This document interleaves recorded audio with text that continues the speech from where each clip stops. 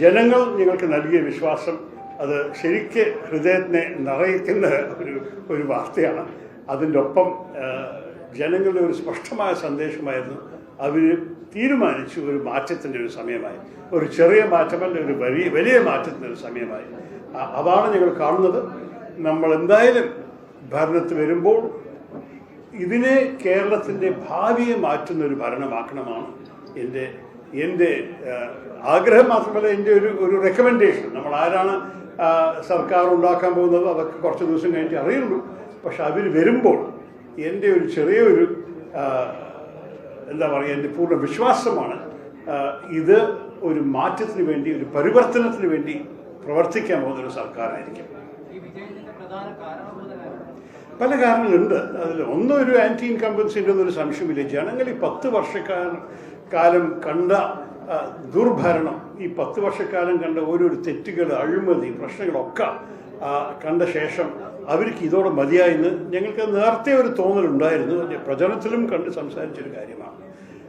അതിൻ്റെ ഒപ്പം എനിക്ക് തോന്നുന്നു ഞങ്ങളുടെ സന്ദേശം, ഞങ്ങളൊരു പുതിയ രീതിയിൽ കേരളത്തെ മുന്നോട്ട് കൊണ്ടുപോകും.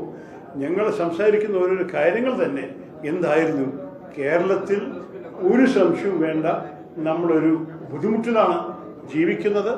കടത്തിൽ മുങ്ങിയ ഒരു സംസ്ഥാന സർക്കാരാണ് നമ്മൾ എത്ര കാലമാണ് ഗൾഫിൽ പ്രവർത്തിക്കുന്ന മലയാളികളുടെ റെമിറ്റൻസസും ഈ കള്ള് വിറ്റിട്ട് എക്സൈസും ലോട്ടറി വിറ്റിട്ട് കാശുണ്ടാക്കിയിട്ട് സർക്കാർ നയിക്കുന്നത് ശരിയാണോ?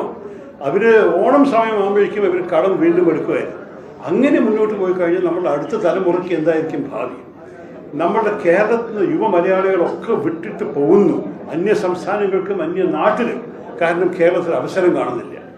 ഞങ്ങൾ ഈ അവസരങ്ങൾ കൊണ്ടുവരാൻ ഡിറ്റർമിൻഡ് ആണെന്ന് പറഞ്ഞൊരു സന്ദേശം ഞങ്ങളെല്ലാവരും ഉണ്ടായിരുന്നു.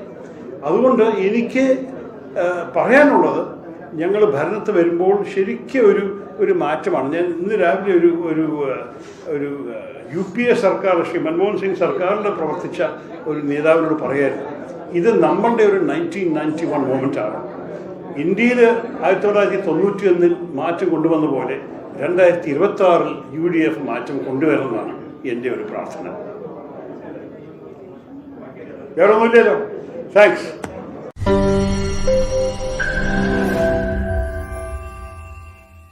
ലോകത്തെവിടെയായാലും ഏത് സമയത്തും 24 വാർത്തകളും ഓഗ്മെന്റഡ് റിയാലിറ്റി പാക്കേജുകളും എക്സ്പ്ലെയിനറുകളും വിശദമായി കാണാൻ ഞങ്ങളുടെ യൂട്യൂബ് ചാനൽ നിങ്ങൾക്ക് സബ്സ്ക്രൈബ് ചെയ്യാം.